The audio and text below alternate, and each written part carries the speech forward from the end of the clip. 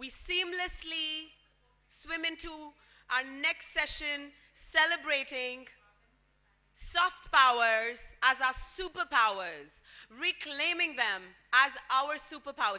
Okay, let me ask you, what do you think is your superpower? So give me a shout out. What do you think is your superpower? Anyone? Beautiful. That's a lethal one. Superpower? Abhishek, what's your superpower? What's your superpower? Yes. No, what is your superpower? Think about it. Money? Money making. I think enabling people to be able to. Who else is giving me a superpower? Meera, what's your superpower? Yes?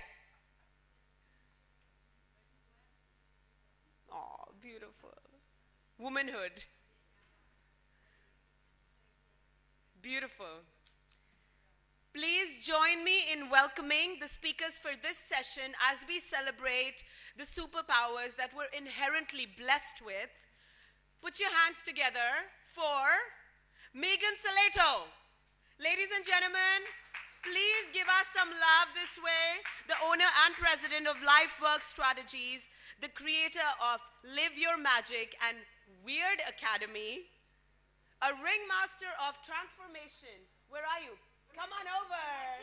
Coming all the way from the U.S. Welcoming you.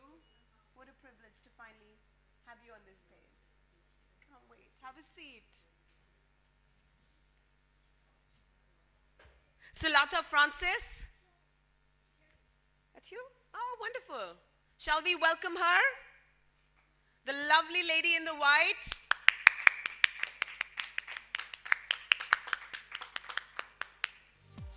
An entrepreneur, an accuracy, integrated and trading. L.L.C coming from Oman? Oh, wonderful.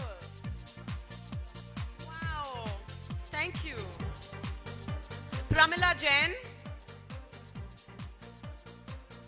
Pramila? Vansh Tibrewal.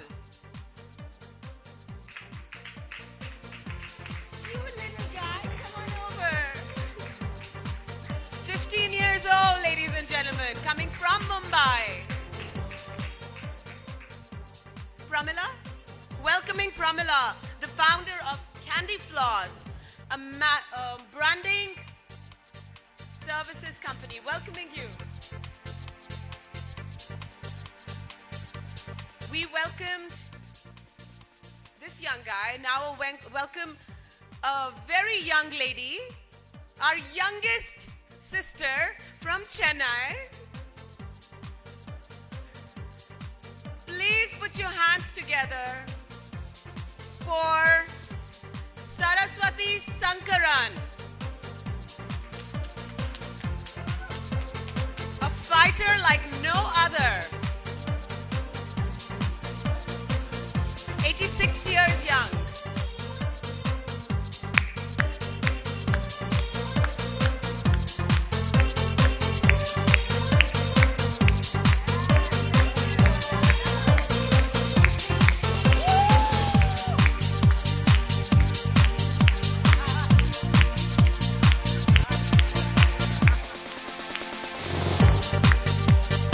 Jitendra Srivastava.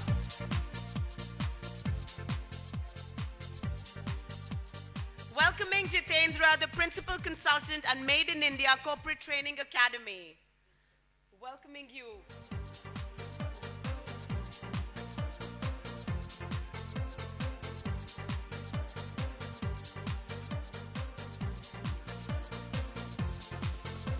Are you ready? Are you ready to receive? Are your hearts open? Thank you for you, Leslie. You're ready. Are the rest of us ready? Yes. Oh, thank you. Beautiful. Please put your hands together in the welcome of this vibrant stage from all around the world. Parts of India, parts of the world. What a beautiful celebration.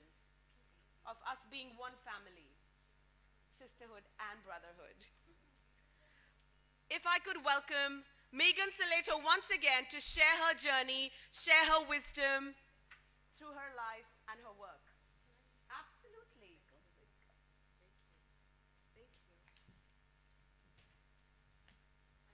My baby, a nightmare for the cameraman. Is it on?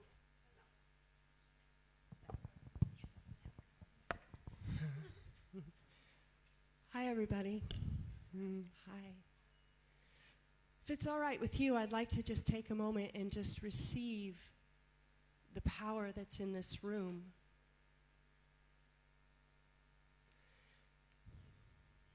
There's so much open-heartedness here that I don't find everywhere in the world.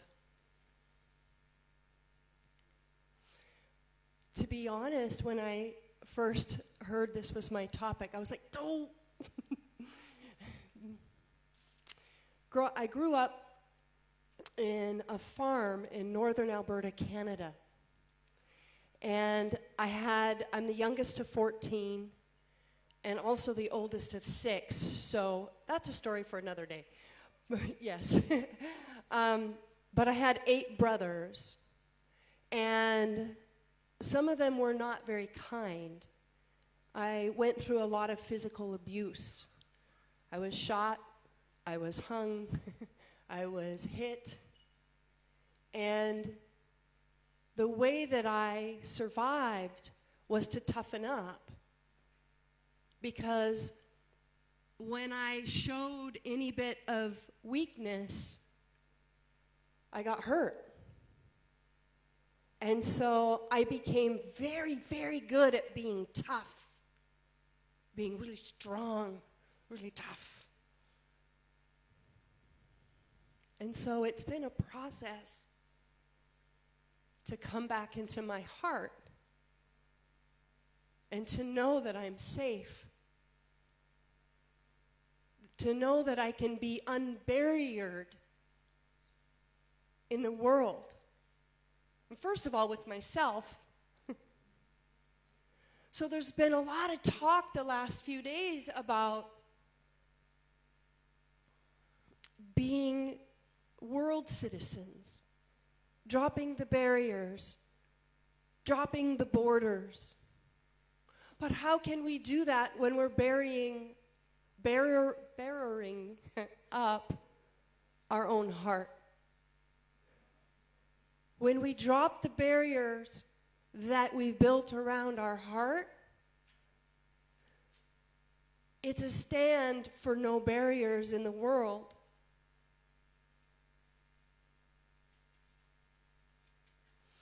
The walls we put up to protect ourselves, and you know, I have to really be grateful for the tough guy persona that I created to protect my heart.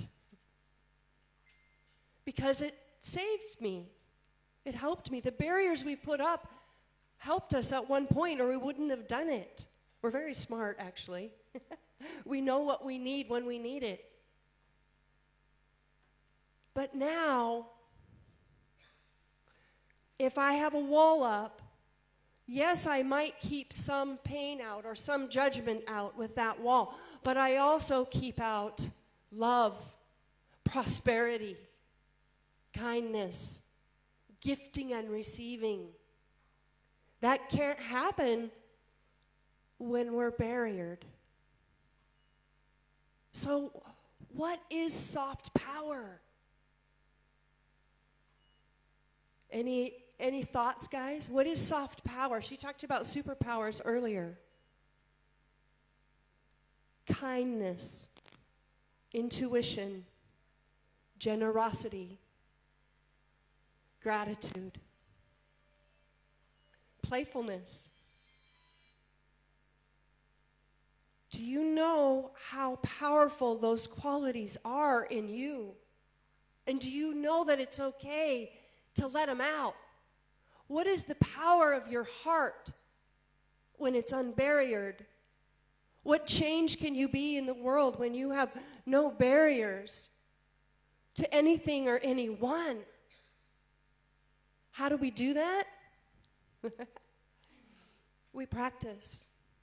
It's been a practice. I'm 54 years old. I'm still practicing bringing down those barriers so that I can let life in, so that I can let you in, so that we can be one.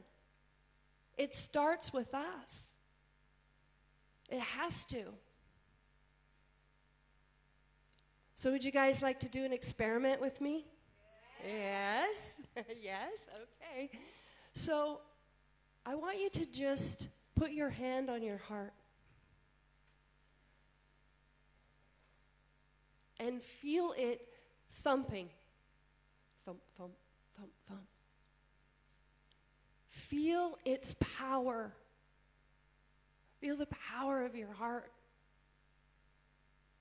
And as you're doing that, I want you to ask that the barriers that you have built around it now be dropped. Because the power of your heart is your superpower. You are actually the most safe when you are in your heart. You are the most strong, the most giving when you're in your heart. So ask the barriers and the walls that you built around your heart to drop. And you might just visualize it. I like to, when I do this activity, what I do is I imagine an electronic window going bzzz, bzzz, bzzz. Just ask them to drop. And would you be willing to let in the energy that's in this room right now?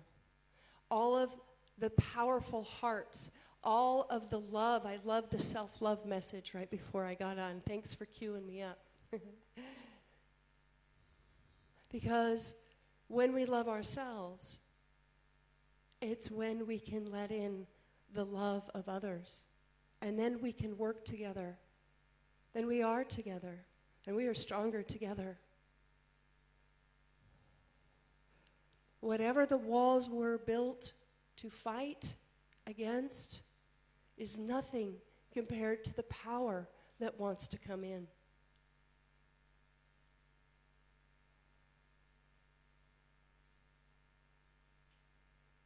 Let's take 3 deep breaths with me.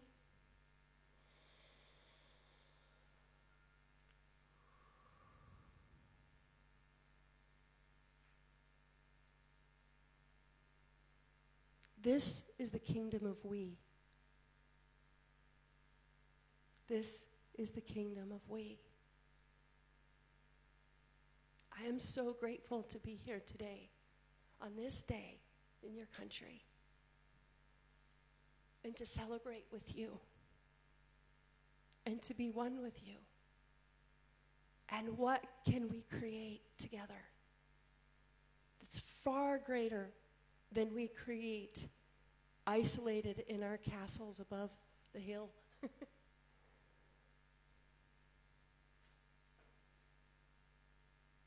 Thank you for receiving my heart today.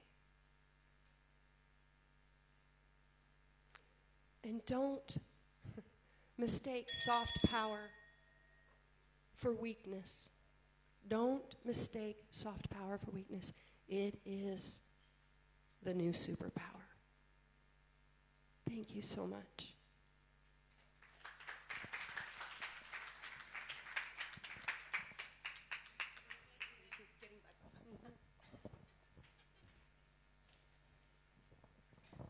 Thank you, Megan. Thank you for shifting us, shifting something inside of us, shifting the energy in this room.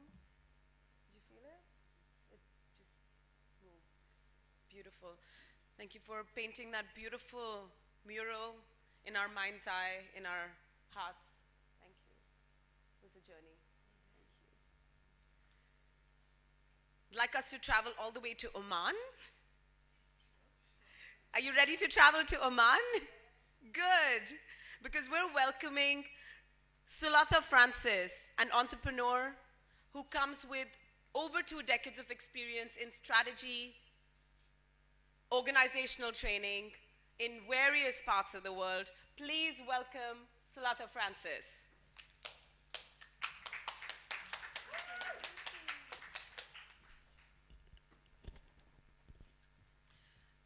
A very warm greeting from Indo-Oman.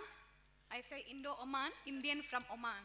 And like she has rightfully said, everybody is more than welcome to come to Oman. It's a beautiful country. Wonderful country with a lot of aesthetic appeal, mountainous. Anytime, anyone, welcome to come to Oman and enjoy. And I'm the kind of person who loves hospitality. My husband is in the hospitality field. So I can leave my contact number. Get in touch, come. Fine. So now let me start. Officially, I'm starting now. Don't ring the bell, huh? Fine. So let me start off by remembering Henry Ford lines. These are lines which have always influenced me. Coming together is a beginning. Keeping together is progress. And working together is success. Today, we have all come together here. Women leaders, accomplished men from across the borders, all under one roof, in the name of Women Economic Forum and All Ladies League, in order to initiate the beginning of the Madurai chapter in this new year 2020. I have to say this is a great initiative that you have assembled all of them from across the borders together under one roof. And with so many bright and beautiful faces here, I have to tell you organizers, this is already a runaway success. So thank you for this wonderful session, the promise of this wonderful session that you are giving us today. Now here we are to talk about soft power is superpower. We just heard Meghan tell us about soft power from a personal perspective, from her personal life. I'm going to throw light onto this concept from the business world because that is from where I come. I began my career as an HR specialist, moved all the way up to become an organizational planning and development head, and now I'm an entrepreneur. So these thoughts I will capture from that train of my experience. Yeah? So if you go back to soft power, what is soft power? The very term was coined in the 1980s by Harvard political scientist Joseph Nye. He had come out with this term, soft power. And he used this term, soft power, to describe the power of appeal and attraction that one person asserts on the other to influence that person and win them over. He has defined soft power as a power of diplomacy, power of friendliness, and leading by example. Now in history, we have leaders like Stalin. I'm not referring to Tamil Nadu Chief Stalin. I am referring to Soviet Union Communist Party head Stalin. He only had faith in muscle power and military power, and therefore he said in one of his speech that soft power is effeminate. What is effeminate? Feminine. Yes, soft power is feminine. And all these accomplished ladies sitting here are examples of soft power. And today, if you look at the business world, there are very many women decorating high-order positions in different companies. Example of soft power. Today, time has proven that it is only through systematic nurturing, caring, and diplomacy that we will be able to accomplish our business goals and dreams. Now, this is the business aspect of soft power. Let's look at it from a women point of view. Women adorn multiple hats. I know you all agree with me. We have different roles to carry out in our life, starting from being a daughter, a sister, and then a wife, a mother, all along a truthful friend to those people in her circle, more importantly, a committed career woman too. It's a very tall demand, not mean task, that she should be able to do justice to all the different roles that she has undertaken without cutting corners. So that means she really has to live up to that challenge. Only physically charged and emotionally strong women can live up to these standards and do justice to all these facets that she has undertaken. Now that is where soft skills come in, skills of bonding, skills of communication, skills of relationship building. These are all coming out from the requirement of a women to handle multiple roles. Even the corporate world today recognizes that soft skills, soft power is more important than technology power, than money power. Business doesn't get run by coercion anymore. Business gets run through open discussions, transparent decisions, and relationship building. Here is where the role of HR comes in. Earlier, HR role was only manpower supply based on demand, full stop. But today, HR is not human resources, it is human relations. They have to bond with the people, build relationships, motivate them, appeal to them, make the company attractive to them. That is how business gets run, business becomes successful when the HR is strong. HR is today the backbone of any company. Even in my company, I deem the HR professionals very high because they are indeed the backbone of the company. If I have to quote Christian Grey from the 50 Shades of Grey, business is all about people, and that is the truth. If people are happy, your business is kicked off, taken off already. So it goes, now this is the business part. It is a validated truth in our families too. Our mothers who raised us softly and tenderly to powerful positions today, example of soft power. Again, we ourselves fulfilling different roles in our lives, example of soft power. Yes, indeed, soft power has today come to stay. It is a supreme power of the modern times. All right? So I think I have conveyed to you the gist of business world, women's world, and even our personal life, that soft power is relevant in all these three facets of our aspects of our day-to-day life. Thank you so much. You've been wonderful audience, patiently listening.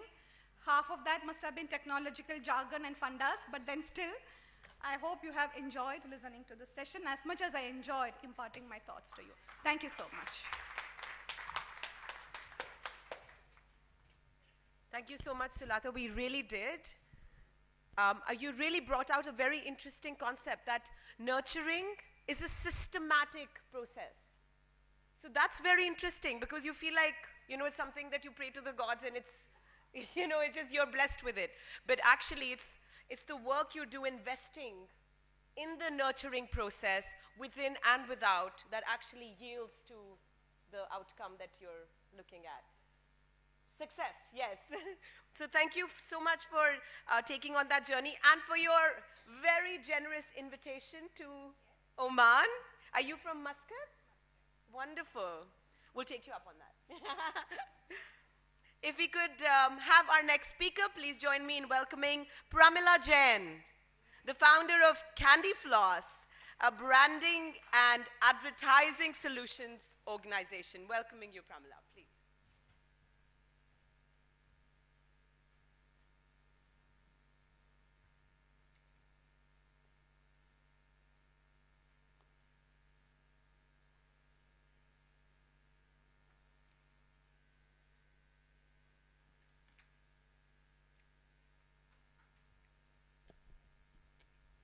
Good morning, everybody. What does it take to really switch the life around us? What does it really take to level our lives and live our lives of aspirations and the change that we look forward to as a person? Hi, I'm Pramila Jain. I'm on a mission to change 100,000 people to build their brands digitally and founder Candyfloss social media agency. Today my topic is how soft power is the new superpower. So I'm just going to share a personal story of a girl of how soft power became her new superpower. So let's enjoy the journey of that girl together. Can we? Yes. So it was the year 2001 where she was denied a higher education and like every North Indian family, everything is, I don't know if there are any North Indians in the audience, yeah. You can relate to me, there are many, 5 and 7, where everything else is given to them, but they are not, all the basic, luxurious life, comfort and everything, but education was not given to this girl. And then But somehow she, made up her way, and she wanted to pursue her master's, and she just somehow made that happen to herself during her journey. And then she moved on to picking up job. Again, that was denied. She got a job in a very good advertising agency in Chennai, in Nungambakam. But again, after 1 week of her job, one straight call from her mom to the art director saying that my daughter is not going to work. So that's so bizarre. And she kept crying and crying, because the moment you educate yourself, especially when you're doing your master's, the only thing you want to do is go practice all that you learned. You have all that within you, whether you're a doctor, whether you're a designer, whatever domain you are. You just want to go and explore, and you have the thirst of a mentor to go learn something. But again, she was denied all that. And year passed on, and she got married, and now she was sitting in the year 2010 to 2015.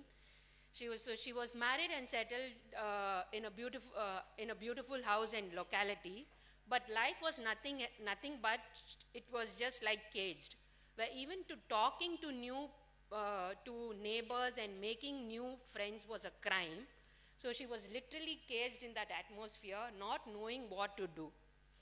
Life went on again and again. In another few years, time kept passing, and she was even denied of her basic personal expenses. So you come to know, okay, a girl who's young, who somehow made her way, studied, educated herself, and then now married and settled, don't know what to do, denied of basic thing. So the only thing she was left over with, start something at home. So since she had that, she educated herself, so she had that soft skills, so that she could, earn some pocket money and try, fulfilling those little dreams, wearing a new clothes, wearing a designer, those small wishes that you have, not even dreams I can say, she could fulfill. So she started step by step, started fetching some freelance works, started meeting some clients, started fetching something so that she could breathe herself again. But, life is not the same. She was denied of all that also. She was, abused. She was, doubted. Every meeting she went. And, and all corners were cut. And the entire ambience made sure that, she just stopped it. And by 2015, she was just crashed, literally dark, doomed. Her self-confidence was out. She was like living dead. So not knowing what to do next, not knowing what to do. So all this went on and on and on, and now she was fully caged within her own body, within her own senses, and within her own environment, not knowing what to do. But somehow, by the end of 2015, she said, no, I don't want to live a life which I'm going through right now anymore. She wanted to change every aspect of her life. She wanted to become, she was very fat, so she started exercising, she started, again rebuilding herself. So that led to the launch of her own startup called Candyfloss in the year 2016, which is a social media and creative agency. And she started from her little setup. She started freelancing, she started changing things around, but what is the action steps that she took to really launch and then think? So I just want to throw upon 3 action steps which I took to really change my life around me. One is focus plus attention. So every time, by the time it was 2015, statistically if you see, her life was fully drowning, and there was no scope for her to improvement. So she started seeing positive in everything. On the second thing is, she started recalling the Steve Jobs, like everything that you seem life is all about is just built by people know better than you. So the moment you think that even you are a part of somebody who's built a better world, you can really shift those possibilities within yourselves. And not just by mere action, you need to also, 20 years from now, by the time you think I haven't done anything, and you start taking steps of things that you want to do, that's when you can bring the whole new shift towards your life. And then I started, building myself. And because of this, when I started this agency, people started noticing me. And that's when one fine evening, an all member called me and told me, why don't you just join all? So that was my biggest win. And that's why today I'm sharing such a stage amidst all of you. And like the way I was invited for Madurai WEF, I was invited for Chennai WEF, and trust me, I was really bugged. I mean, I didn't want to go for Chennai WEF. What the hell, who's going to attend this plenary and this talk show? It's just going to be a boring Sunday, because Monday to Saturday I was like power packed and I was working 14 hours a day for my startup. Why will I spoil a Sunday there? But she kept calling me, her name is Varsha Aswani, she kept calling me on and on, like, you have to come. Come what may, you have to come. I don't know what happened, I just attended the Chennai WEF, and my two biggest inspirations that day was Megle Senthil Kumar and Rajshri Krishna Swami.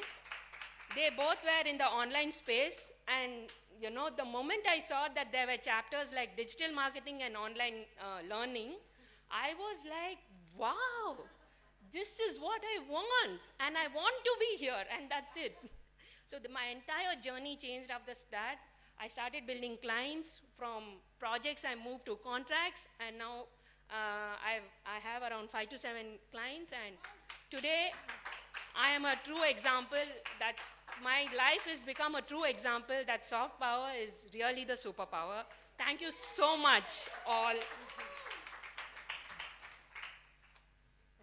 Thank you. Thank you, Pramila. Thank you for taking us to that superpower. Our superpower is all of us together in here. I is we. Yes?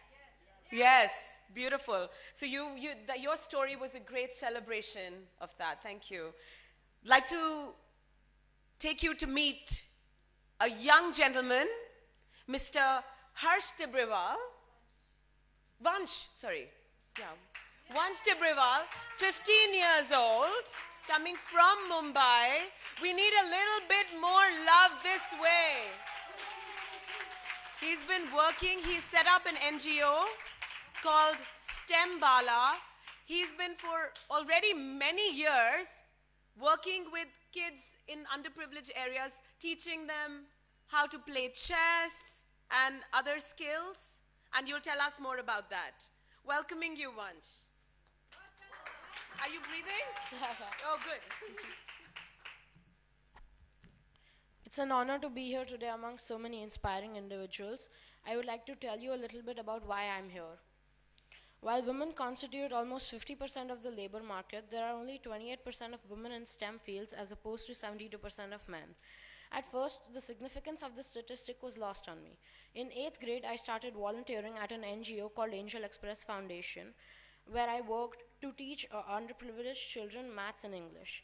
It was there that I realized the truth behind statistics.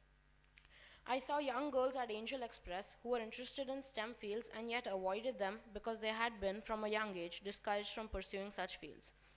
At that moment, I decided to start a project called STEM Baala. STEM Baala is an initiative by me with the objective of fostering confidence in girls and sparking their curiosity for science, technology, engineering, and math. I want to encourage girls to study and pursue careers in STEM field. I conduct computer classes for the underprivileged girls, mathematics and science camps, help them prepare for competitive exams, help them with books and stationery, digital literacy camps for older women. This year, I have trained 45 underprivileged girls in basic computer skills. I'm also working in providing robotics training to 6 underprivileged girls. I hope to send this team to a robotics competition in the near future. All of this wouldn't be possible without the support of my mother and my sister, who taught me the real importance of soft power. Thank you.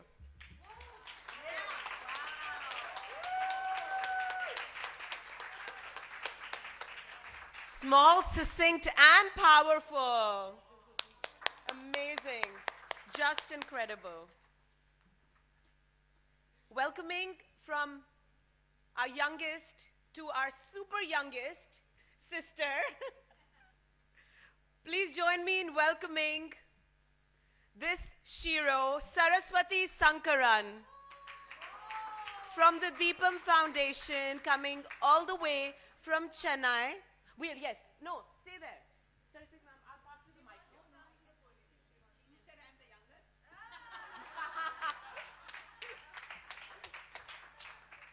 You'll jump to this podium. Her energy will blow you away, I promise you. So, seatbelts on. Ready? You want to be on this? No, no? Yeah. You asked me to jump also. We have to tell them. The first time I met her was like 3 years ago in Delhi, when you came to Delhi. Presenting the mime? Yes, yes. You were doing a Mime on the stage. awareness mime on the stage. And she was here, she was there. It was like, I will never forget that. The man, my husband, supposed to be, was shy. Not me. No, but that man, the husband, was like, he was 20-something. What, 20, 40? Same difference. Okay. I'm very, very happy to see you all. Yesterday, I presented myself as a strong woman. Today, I'm going to present 4 powerful anecdotes of soft power. If the bell does not ring, you hear all the 4 anecdotes. If it rings, it may be cut to 3, 2, 1, or even none. Okay. Thank you, Dr. Herbeen. So wonderful to see you and your team. So I may jump, I may limp, but like Hanuman, I'll cross the ocean and come here. Okay. Thank you.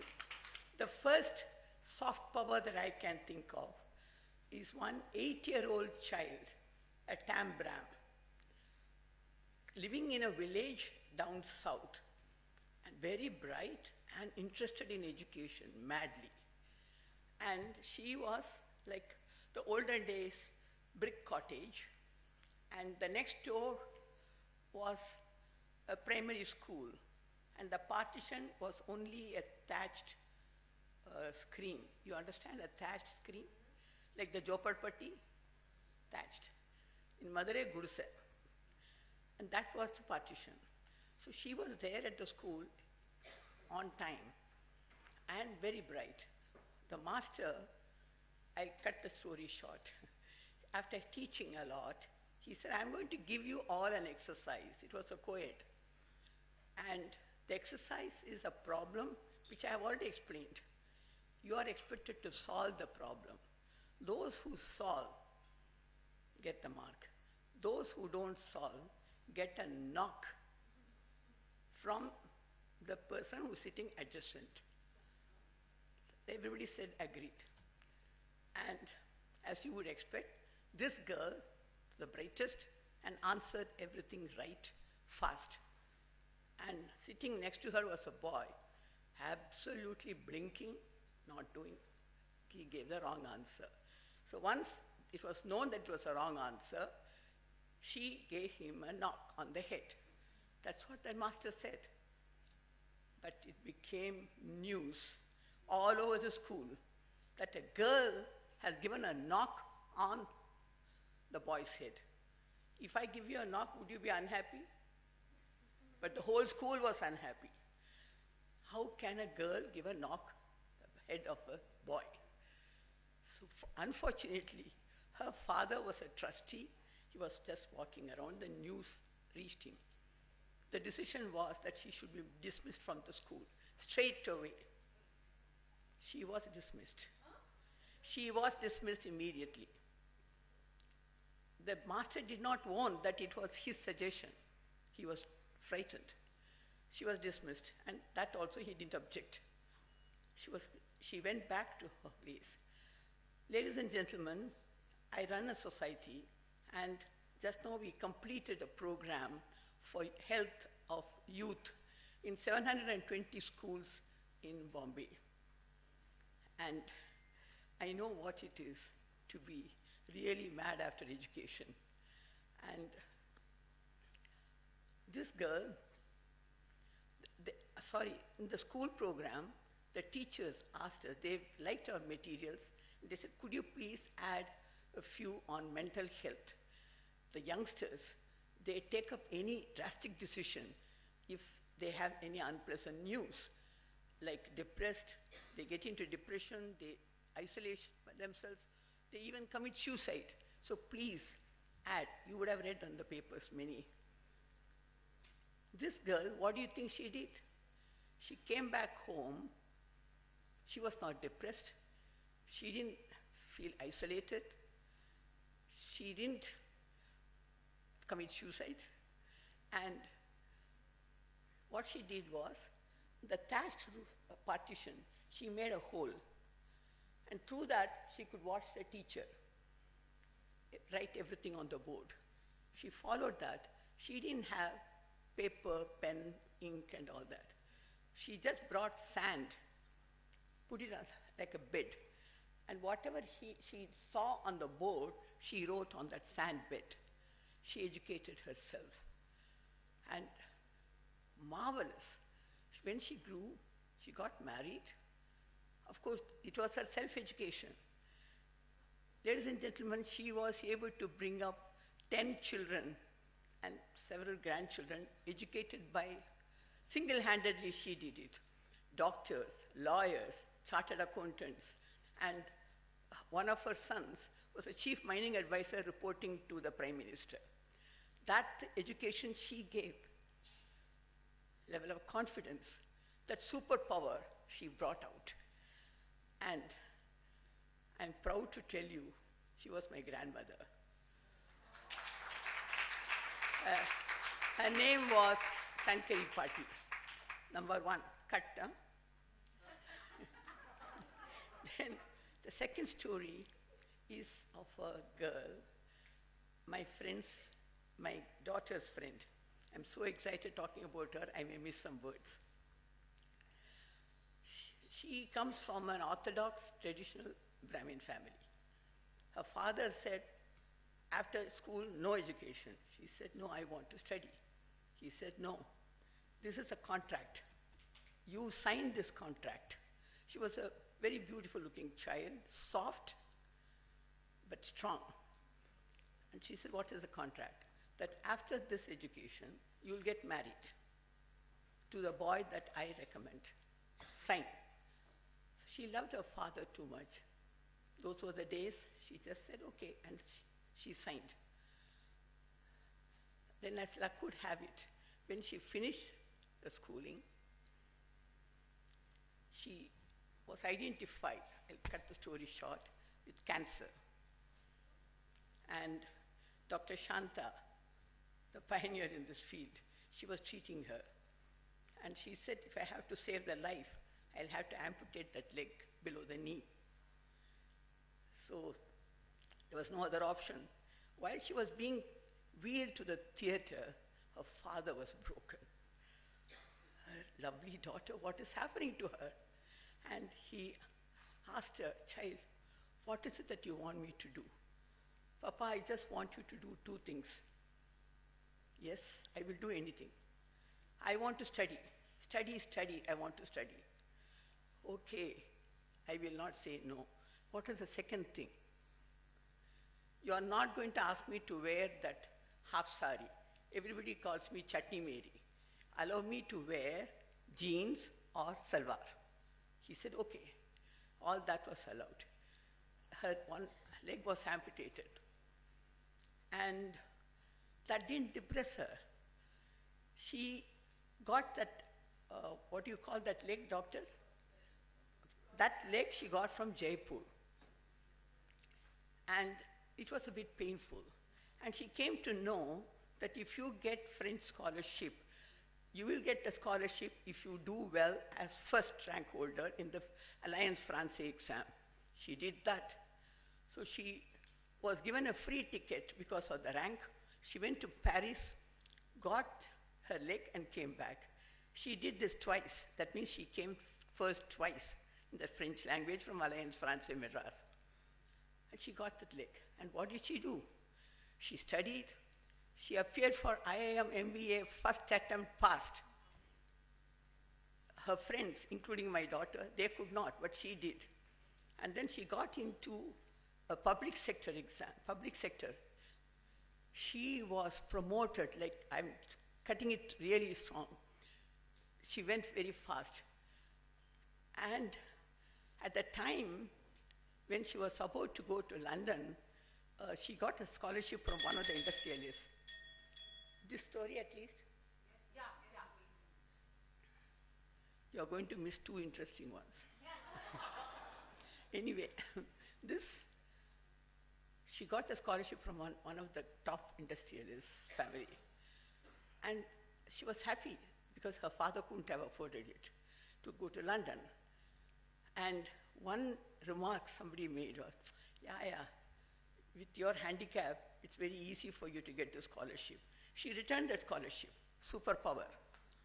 And she said, I don't need it. I don't need anything on sympathy basis. They came to her and they said, ma'am, your meritorious certificate stands. You don't need any sympathy. You are getting this appreciation. She said, fine, okay, then I will go. But just about planning and all that, she got pain again. So she said, Auntie, could you please take me to the ortho? The ortho said, no problem with orthopedic. So then she had to go to Chennai for a checkup. She was in Dr. Shanta's hospital. She got through. Pardon? Make her say that. One more minute. I'll come. Yeah. It's not fair. It's not fair for you and for me. So then what she did was, while in the hospital, one chap was adoring. He was in love with her. He called me and he said, ma'am, I do not want any sympathy. I said, look, with my handicap, everybody, my whole family is appreciating me. He is in love with you out of appreciation, no sympathy for you. Then she said, please call Dr. Shanta. Usually she comes and visits. She has not been. I went to and asked Dr. Shanta, what is the matter? She said, how do you know Srimati? I said, she's like my daughter. I said, she's like your daughter. She's a daughter to the whole hospital here. We are losing her. She left a memory that I tell you, it's impossible for me to get rid of. Such a strong superpower I have not seen. That is soft. You could put her in the role of a Sita in Ramayana. That's soft-natured, beautiful. But she left that mark as a superpower. Soft superpower. Thank you.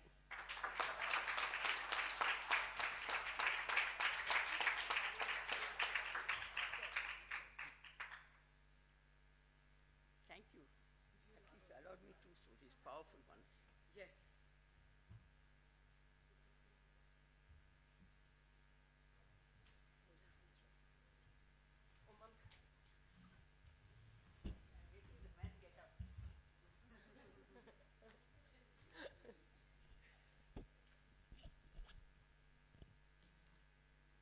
Thank you,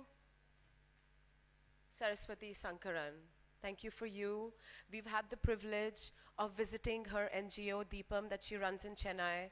If you ever get the opportunity, I encourage you do the same, because those stories are real. And just listening to those stories can really change the fabric of our minds, the fabric of our humanity. And you said, soft but strong. That really stood out for me, because soft things don't break, hence the strongest. Thank you. I'd like to welcome our last speaker for this wonderfully enlightening session, welcoming Jitendra Srivastava. I have it. He's the principal consultant at Made in India Corporate Training Academy.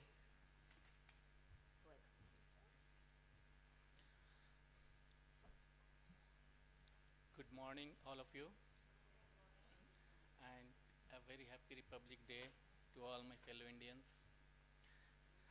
I thank Mamta ji for giving me this opportunity to address this vibrant audience. Soft power has actually been defined in relational terms. That is the ability of actor A, to influence the behavior of actor B to get the outcomes they want. So basically soft power rests on appeal and attraction, while hard power rests on inducements and punishments. There are two ways of getting things done. Having worked in a public sector undertaking for over 2 decades as HR head, I am of the view that we can get work through people. Basically, HR people have to get work done through people only. And the best way is to get it done through soft power. That is through appeal and attraction. You can inspire them to follow what you want. The ultimate results you get. But when you are harsh on them, I think the results are not only delayed, they are not also as per your expectation. Sometimes I can persuade you with, with my views, if you consider my objectives as legitimate, so I don't have to put pressure on you.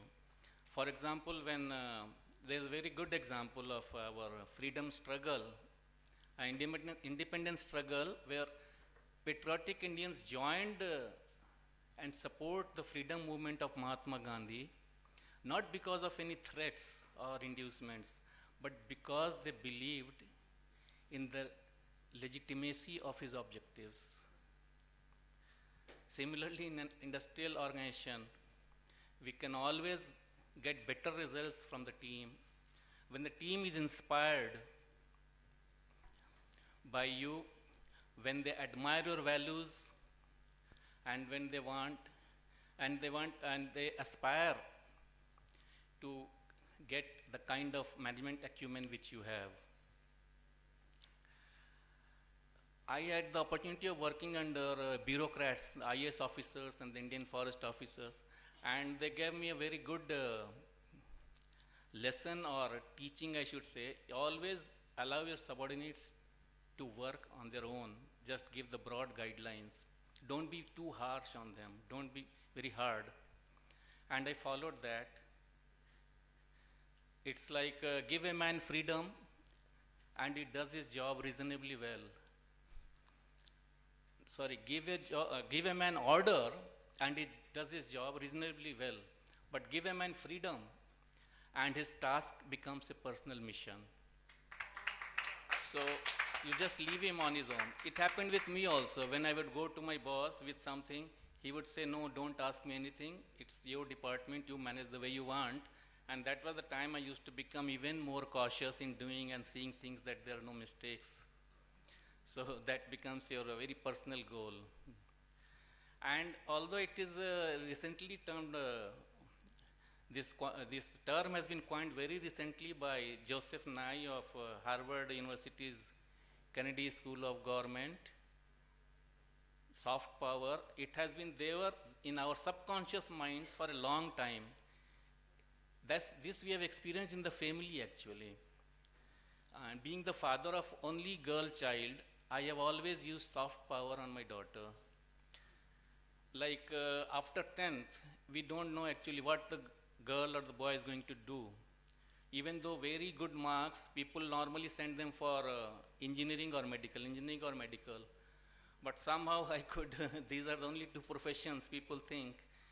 But I had to motivate her, and I ultimately saw that she is what I wanted to be. She is today part of a Navratna CPSU under the Ministry of Petroleum and Natural Gas, which has a physical presence in 13 countries. And I have actually worked in the government all along, and I had a very bad experience. I'm not saying private sector is bad, but I personally had, so I never wanted her to join the private sector. One reason, yesterday we were discussing in the government laws that favor women. Some of the speakers were telling the private sectors are not following the government laws. So we are safeguarded from that in the government actually. No one, there's zero tolerance. No one can exploit you, no one can harass you. That is the best part of a government, departments or the public sector undertakings. So it boils down to the one basic term, that is inspire. If you are able to inspire others, you can get the results you want. So like the medical humor, it says aspire to inspire before you expire. Okay. Thank you. Thank you.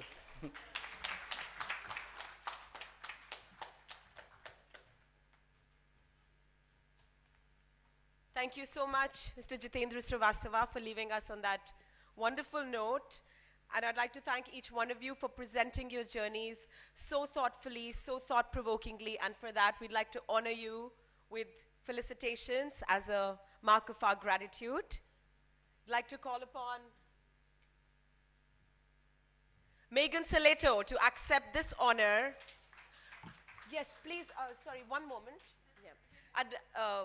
I'd like to call upon Suzanne, please, coming from Sydney. There you are, yes. Please join us in giving away the awards this morning. Looking ever so wonderful you are. Can we welcome Suzanne a little bit? Thank you. And Saraswati ji, can you also join us?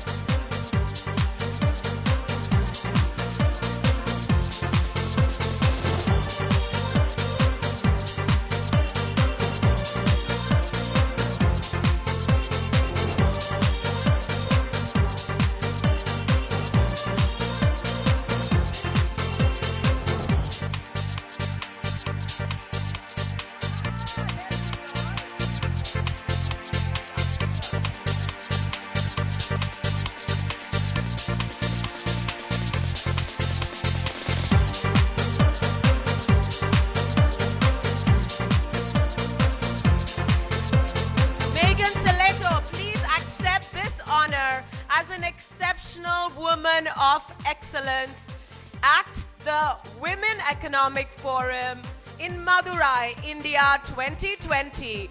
We congratulate you for the work you've done, you do, and will do. Please put your hands together in honor of Megan.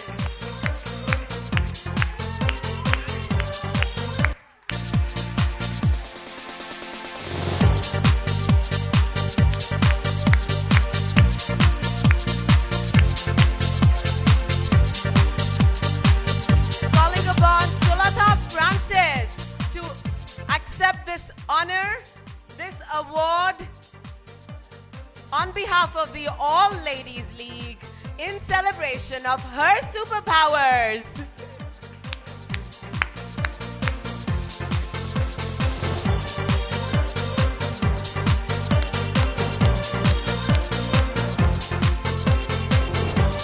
Pramila Jain.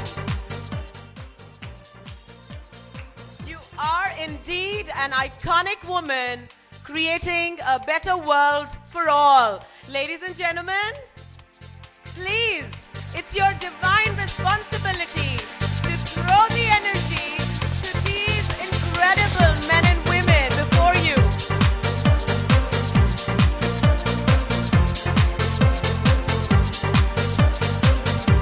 The young gentleman amongst our midst, Vansh Tibrewal.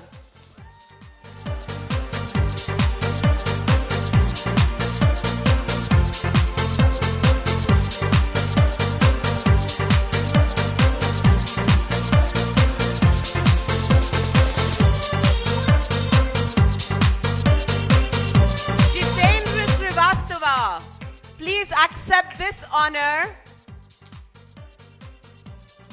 at the Women Economic Forum this wonderful morning as we acknowledge you